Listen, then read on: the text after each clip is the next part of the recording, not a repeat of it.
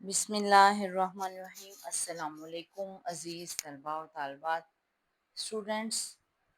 One by one ہم لوگ اپنی تمام ویڈیوز جو ہیں اپلوڈ کر رہے ہیں، ساتھ ساتھ ہم آپ کو گرامر کے کویسچن بھی جو ہے وہ کمپلیٹ کروا رہے ہیں۔ گرامر کی کچھ چیزیں بہت زیادہ امپورٹنٹ ہیں اور جو اسٹوڈنٹس کو جو ہے بکس سے یا کلاس روم میں ایزیلی سمجھ نہیں آتی، تو ہم نے اس کے لیے کچھ آسان سے طریقے جو ہیں وہ ڈھونڈے ہیں تاکہ آپ زیادہ سے زیادہ انڈرسٹینڈنگ کر سکیں اور زیادہ سے زیادہ آسانی کے ساتھ ان کو سمجھ سکیں۔ تو آج ہم لوگ گرامر کا جو کویسچن کر رہے ہیں وہ ہے علم بدی۔ علم بدی کیا ہوتا ہے؟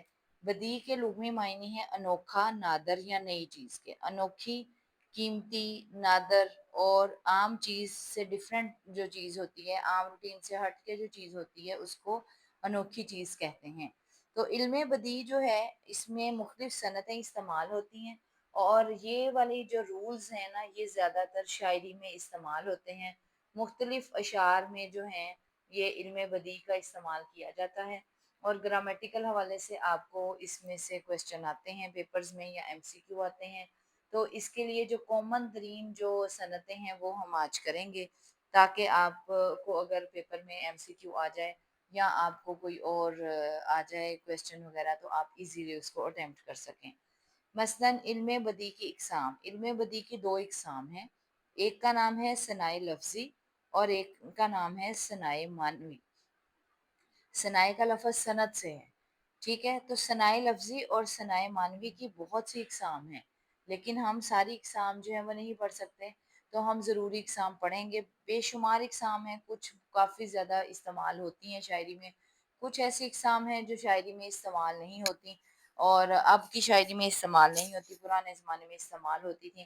اس لیے جو قریب ترین آپ کی استعمال ہوتی ہیں صنعتیں ہم وہی پڑھیں گے جو آپ کی 9th اور فرسٹ ایئر سیکنڈ ایئر میں صنعتیں استعمال ہوتی ہیں، ان کے بارے میں ہم جو ہے وہ پڑھیں گے۔ ان میں ثنائی لفظی اور ثنائی معنوی کی بہت سی اقسام ہیں، ہم چند ضروری اقسام کا جائزہ لیں گے۔ ثنائی لفظی ہوتا ہے لفظوں کو تبدیل کرنا اور ثنائی معنوی ہوتا ہے کہ اس سے جو ہے شعر کا معنی ہی چینج ہو جائے۔ تو اس میں ہم مختلف صنعتیں پڑھیں گے۔ سب سے پہلے ہے صنعت تلمیح۔ نظر آ رہا ہوگا آپ کو صنعت تلمیح۔ تلمیح جو ہے سمپل ورڈنگ میں پہلے آپ سمجھیں گے کہ سمپل ورڈنگ میں آسان الفاظ میں یہ ہے کہ تلمیح کا لفظ جو ہے وہ کس معنوں میں آتا ہے۔ آپ اگر کسی شعر میں کوئی ایسا لفظ آپ کو نظر آ جائے جس میں آپ کا کوئی جو ہے حوالہ موجود ہو، کوئی ایسا شعر جس میں کسی تاریخی واقعے کی طرف اشارہ کیا گیا ہو، اس کو تلمیح کہتے ہیں۔ مثلاً شعر ہے جو 10th کلاس کی بک ہے اس میں ایک شعر ہے، میں در ماندہ اس بار گاہے عطا کا، گناہ گار ہوں ایک خطا ہو گئی ہے۔ تو اس میں بتایا گیا ہے کہ میں اللہ کے دربار سے بچھڑ گیا ہوں کیونکہ میں گناہ گار ہوں، مجھ سے خطا ہو گئی ہے۔ اب یہ واقعہ جیسے ہی آپ اس کے میننگ پڑھیں گے ساتھ ہی آپ کے ذہن میں فوراً واقعہ کلک کرے گا کہ ایسا کون سا واقعہ ہوا تھا جہاں انسان سے اللہ تعالیٰ ناراض ہوئے تھے اور انسان کو اس جو ہے اس کی سزا دی گئی تھی۔ تو یہ حضرت آدم کا جنت سے نکالے جانے کا واقعہ ہے، اس کی طرف اشارہ ہے۔ تو اس طرح سے کوئی بھی جو واقعہ ہوتا ہے شعر ایسا جس میں کسی واقعے کا ذکر کیا گیا ہو اس کو صنعت تلمیح کہتے ہیں۔ تو ہم نے کوشش کی ہے کہ آسان الفاظ میں آپ کو یہ سمجھایا جائے۔ تو صنعت تلمیح کے پہلے ہم معنی پڑھیں گے۔ تلمیح کے لغوی معنی ہے اشارہ کرنا، کسی چیز کی طرف اشارہ کرنا، کسی واقعے کی طرف اشارہ کرنا۔ ادبی اصطلاح میں کسی مشہور قصے، واقعے، شخصیت، جگہ یا داستان کی طرف اشارہ کرنے کو تلمیح کہا جاتا ہے۔ اشعار کے اندر ایک یا دو الفاظ اس واقعے کی طرف اشارہ کرتے ہیں جو بیان کرنے کی کوشش کی جاتی ہے۔ جس واقعے کا ذکر کیا جاتا ہے اس کا ایک یا دو لفظ جو ہیں وہ لازماً شعر کے اندر موجود ہوتے ہیں جس سے آپ کو فوراً پتہ لگ جاتا ہے کہ یہ تو اس واقعے کی طرف اشارہ کیا گیا۔ واقعہ کوئی عام واقعہ نہیں ہوتا بلکہ مشہور و معروف واقعات جو ہیں ان کی طرف اشارہ کیا جاتا ہے۔ ہاں البتہ اس تلمیح کو پڑھنے کے لیے آپ کا جنرل نالج ہونا بہت ضروری ہے کہ آپ کو یہ والے واقعات تاریخی واقعات ہیں اور مشہور واقعات ہیں، تو کچھ بچوں کو تو روٹین میں بھی ان واقعات کا نہیں پتہ ہوتا، تو آپ کو یہ واقعات پتہ ہونے چاہیے۔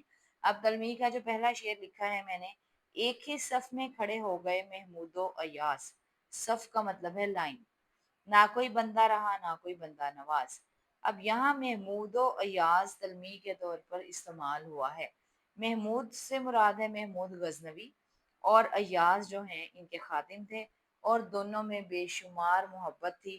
تو اس کے بے شمار محمود غزنوی اور ایاز کی محبت کے بے شمار واقعات تاریخ کی کتابوں میں بھرے پڑے ہیں، جو کہ یہاں بتانا اس وقت ممکن نہیں ہے۔ تو جو بھی بچہ جو ہے اس بارے میں جاننا چاہتا ہے وہ محمود غزنوی اور ایاز کے بارے میں مختلف کتابیں پڑھے تو اس کو بے شمار واقعات نظر آ جائیں گے۔ تو یہ ایک شعر جو ہے اس میں محمود و ایاز کی تلمیح جو ہے وہ بیان کی گئی ہے۔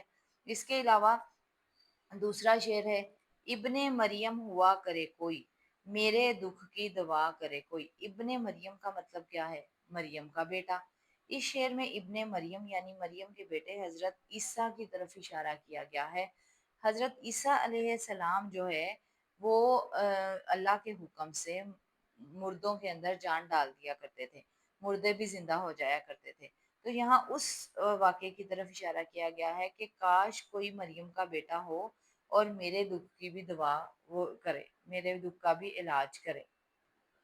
تو اس شعر میں جو ہے وہ حضرت عیسیٰ کی طرف جو ہے اشارہ کیا گیا، تو مردوں کو اللہ کے حکم سے زندہ کر دیتے تھے مریم کے بیٹے حضرت عیسیٰ۔ اب جو اگلا شعر ہے یہ شعر بہت ہی خوبصورت ہے، پرسنلی مجھے یہ شعر بہت زیادہ پسند ہے، اور تلمیح میں جب بھی لکھواتی ہوں تقریباً یہی شعر لکھواتی ہوں۔ بے خطر کود پڑا آتش نمرود میں عشق۔ اگر کسی نے قرآن پاک کا ترجمہ پڑھا ہوا ہے یا آپ نے کوئی اسلامی کتابیں پڑھی ہوئی ہیں، اس کو فوراً نمرود کا نام پڑھ کے اور آتش آگ کو کہتے ہیں، فوراً پتہ لگ جائے گا کہ کس واقعے کی طرف اشارہ ہے۔ عقل ہے محو تماشائے لبے بام ابھی۔ تو بے خطر کا مطلب بے خوف ہو کر کود پڑا کون؟ آتش نمرود، نمرود کی لگائی ہوئی آگ میں، کون؟ عشق۔ اب یہاں حضرت ابراہیم علیہ السلام کا نام نہیں لیا گیا، لیکن عشق جو ہے یہ حضرت ابراہیم کے لیے استعمال کیا گیا ہے۔ اللہ کے عشق میں ڈوب کر انہوں نے نمرود کی لگائی ہوئی آگ، جو اس زمانے کا بادشاہ تھا، اس نے آگ لگائی اور حضرت ابراہیم کو اس میں پھینک دیا، اور آگ اللہ کے حکم سے ٹھنڈی ہو گئی۔ عقل ہے محو تماشائے لب بام ابھی، اور انسانی عقل جو ہے یہ سارا تماشا دیکھنے کے لیے دنگ رہ گئی، حیران رہ گئی۔ اس شعر میں حضرت ابراہیم علیہ السلام کا آگ میں پھینکے جانے والے واقعے کا ذکر ہے۔ جب نمرود بادشاہ نے آپ علیہ السلام کو آگ میں پھینکنے کا حکم دیا تو آگ اللہ کے حکم سے ٹھنڈی ہو گئی۔ اب ہم نے 3 ایگزامپلز آپ کو جو ہے لکھ کر بتا دی ہیں، اور چوتھی ایگزامپل جو ہے وہ میں نے آپ کو زبانی بتا دی جو سٹارٹ میں شعر بتایا تھا۔ تو اس طرح سے یہ والے جو اشعار ہوتے ہیں یہ تلمیح کے اشعار ہوتے ہیں۔ امید ہے کہ آپ کو تلمیح صنعت کی اچھی طرح سے سمجھ آ گئی ہوگی۔ تو جب بھی اس طرح کا کوئی شعر آ جائے گا تو سب سے پہلے آپ اپنی تشریح کرتے وقت یہ لکھیں گے کہ اس شعر میں شاعر نے صنعت تلمیح کا استعمال کرتے ہوئے اس فلاں واقعے کی طرف اشارہ کیا ہے۔ آپ کا یہ جو پہلی لائن ہی ہوگی یہی چیکر کے اوپر بہت اچھا اثر ڈالے گی، اور چیکر کو اندازہ ہو جائے گا کہ بچہ جو ہے وہ کافی لائق ہے اور اس کو ساری باتوں کی سمجھ ہے اور اس کو ساری صنعتیں آتی ہیں۔ اس کے بعد جو اگلی صنعت ہے وہ بہت ہی جو ہے اہم ہے، اس کا نام ہے صنعت تکرار۔ تکرار کا مطلب کیا ہوتا ہے؟ تکرار کا آپ دیکھیں، تکرار کا مطلب ہوتا ہے لڑائی۔ لڑائی جو ہے وہ ایسے نہیں ختم ہو جاتی کہ کسی بندے نے ایک بات کہی اور اگلے نے دوسری کی اور لڑائی ختم، ایسے نہیں ہوتا۔ تکرار لڑائی جو ہے وہ اچھی خاصی آگے سے آگے ایک دوسرے پہ حملہ کرنے سے بڑھتی چلی جاتی ہے۔ تو یہاں سے ہی آپ نے اندازہ لگا لینا ہے تکرار کا میننگ کیا ہے، بار بار، کوئی کام بار بار کرنے کو تکرار کہتے ہیں۔ تو صنعت، یہ والی صنعت بھی جو ہے استعمال ہوتی ہے، یعنی کہ کسی بھی شعر میں کوئی ایک یا دو یا تین لفظ بار بار استعمال ہوں تو ہم کہتے ہیں اس شعر میں شاعر نے صنعت تکرار کا استعمال کیا ہے۔ مثلاً تکرار کے لغوی معنی ہے بار بار دہرانا۔ اصطلاح میں کسی شعر یا مصرع میں ایک لفظ کو 2 بار یا 2 سے زیادہ بار دہرایا جائے اسے صنعت تکرار کہتے ہیں۔ ایک بھی ہو سکتا ہے لفظ، 2 بھی ہو سکتے ہیں اور 3 بھی۔ ہم نے دونوں ایگزامپلز آپ کے لیے آگے تیار کی ہیں۔ मसलन कैसे कैसे, कहाँ कहाँ वगैरह। अब वो लफ्ज़ इकट्ठे भी आ सकते हैं और वो लफ्ज़ अलग-अलग भी आ सकते हैं। एक शेर हमने इकट्ठे वाला तैयार किया है और एक अलग-अलग वाला। मसलन मेरे आशियाँ के तो थे 4 तिनके, मकान उड़ गया आंधियां आते आते। मेरे घर के तो थे 4 ही तिनके, 4 तिनकों पर मेरा घर खड़ा था। ऊपर से आंधियां आ गईं और आंधियों के आने से मेरा सारा मकान गिर गया, ढह गया। देखा जाए तो आजकल की सैलाब की सिचुएशन के ऊपर भी ये शेर जो है पूरा उतरता है। अब इस शेर के अंदर आते आते 2 दफा इस्तेमाल हुआ है। तो आते आते जो है ये सनत तकरार है। जब आप इस शेर की तशरीह करेंगे तो आप क्या कहेंगे कि इस शेर में शायर ने सनत तकरार का इस्तेमाल करते हुए आते आते लफ्ज इस्तेमाल किया है। अगला शेर जो है वो बहुत ज़्यादा मशहूर है सनत तकरार के हवाले से, ख़ास तौर पर पत्ता पत्ता बूटा बूटा हाल हमारा जाने है, जाने ना जाने गुल ही ना जाने बाग तो सारा जाने है। अब आप यहाँ पर देखें, पत्ता पत्ता एक लफ्ज हो गया, बूटा बूटा एक लफ्ज हो गया, ये भी 2 दफा आया, ये भी 2 दफा आया। लेकिन जाने 1 2 3 4 5 दफा लफ्ज जाने आया है। यानी इस शेर के अंदर एक की बजाय 3 लफ्ज ऐसे हैं जो बार बार आए हैं। इस वजह से आप ये शेर मुकम्मल सनत तकरार का शेर है। तो आप बताएंगे कि शेर में पत्ता बूटा और जाने लफ्ज जो हैं ये सनत तकरार है। इस तरीके से आपको उम्मीद है कि अगर आपने जो भी हम काम कर रहे हैं, अगर आपने सिर्फ लफ्ज का मीनिंग समझ लिया, तकरार का मीनिंग बार बार, तलमीज से मुराद तारीखी वाकया, तो अगर आप मीनिंग समझ लेंगे तो आपको जो है उसकी डेफिनेशन बहुत इजीली समझ आ जाएगी। उसके बाद जो अगली सनत है, लास्ट सनत हमारी जो बहुत ज़्यादा इम्पोर्टेंट है, ये है सनत तज़ाद। आप ये देखें, तज़ाद लफ्ज से पहले जस्ट मीम लगा दें तो मुतज़ाद बन जाता है। तो मुतज़ाद का मतलब होता है उलट। इसी तरह सनत तज़ाद का मतलब है उलट अल्फाज। ऐसा शेर जिसमें 2 मुतज़ाद अल्फाज इस्तेमाल हों उसको सनत तज़ाद कहते हैं। तो 2 मुतज़ाद अल्फाज जिसमें भी शेर में इस्तेमाल होंगे उसे सनत तज़ाद कहा जाता है। तज़ाद का लफ्ज़ मुतज़ाद से ही निकला है। अभी हम इसकी डेफिनेशन पढ़ेंगे।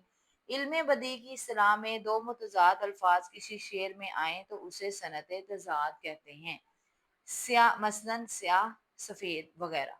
अब अगला शेर हमने आपकी बुक में से ही लिया गया है, बुक्स में से लिया गया है और आपकी आसानी के लिए, पहुंच जाएंगे इंतहा को भी हसरत जब इस राह की इब्तदा हो गई है। अब देखते ही आपको पता लग गया होगा कि इसमें 2 मुतज़ाद अल्फाज इस्तेमाल हुए हैं, इंतहा और इब्तदा। इब्तदा का मतलब शुरू, इंतहा का मतलब ख़त्म, आखिर। इस शेर में इब्तदा और इंतहा 2 मुतज़ाद अल्फाज इस्तेमाल किए गए हैं। जब भी आप इस किस्म के शेर की तशरीह लिखेंगे तो आप सबसे पहली लाइन जो है वो यही लिखेंगे कि इस शेर में शायर ने सनत तज़ाद का इस्तेमाल करते हुए इंतहा और इब्तदा जैसे अल्फाज इस्तेमाल किए हैं। उसके बाद अगला शेर जो है, गम है या खुशी है तू मेरी जिंदगी है तू। अब आपको यहाँ नजर आ गया होगा, गम और खुशी, ये लफ्ज जो हैं ये 2 मुतज़ाद अल्फाज हैं। गम का मुतज़ाद खुशी, खुशी का मुतज़ाद गम। तो इस तरह से इस शेर में 2 मुतज़ाद अल्फाज इस्तेमाल हुए हैं जिनको हम गम या खुशी कहते हैं। उम्मीद है कि इस तरीके से आपको सनत तज़ाद की समझ आ गई होगी। अगर आप ध्यान से एक ही दफ़ा इस लेक्चर को बहुत गौर से समझेंगे और पढ़ेंगे तो इंशाल्लाह आपको ये जो चीज़ें हैं कभी नहीं भूलेंगी, क्योंकि ये आपकी 9th 10th first year second year चारों क्लासेस में ये वाली सनतें जो हैं ये आपकी इस्तेमाल होती हैं। जिसके लिए आपको ये समझ आ जानी चाहिए कि इल्म बदी की ये इकसाम है। आपको 2 इसकी इकसाम भी पूछी जा सकती हैं जो कि लफ्ज़ी और मानवी हैं, और उसके अलावा इनको आप एज आ एमसीक्यू भी पूछा जा सकता है। यानी कि डेफिनेशन पूछी जा सकती है कि ऐसा शेर जिसमें किसी तारीखी वाक़ये की तरफ इशारा किया गया हो उसमें कौन सी सनत इस्तेमाल हुई है। नीचे 3 या 4 ऑप्शंस आपके पास होंगी तो आपको पता होगा, तो आप सनत तलमी इस्तेमाल करेंगे। इसी तरह सनत तकरार और सनत तज़ाद जो है उनकी भी जो है एग्जाम्पल इसी तरह से दी जाएंगी। इस तरह से आपको एमसीक्यू भी आ सकता है, कॉन्सेप्चुअल क्वेश्चन भी आ सकता है। कॉन्सेप्चुअल क्वेश्चन जो आएगा उसमें आपने तारीफ के साथ साथ एग्जाम्पल एक लाजमी देनी है, कोई एक शेर सैंपल के तौर पर लाजमी लिखना है, तभी आपको मुकम्मल नंबर मिलेंगे, अदरवाइज़ आपको नंबर नहीं मिलेंगे। डेफिनेशन अकेली के नंबर नहीं मिलेंगे, आपको हर सूरत एग्जाम्पल देनी पड़ेगी। तो इस तरीके से आपकी ये आज का ये ग्रामर का क्वेश्चन जो है कंप्लीट होता है। उम्मीद है कि आपको ग्रामर के इस क्वेश्चन की अच्छी तरीके से समझ आ गई होगी। दुआओं में याद रखिएगा। अल्लाह ताला आपका हामी और नासिर हो और ज़िंदगी के हर इम्तिहान में कामयाब व कामरान करे।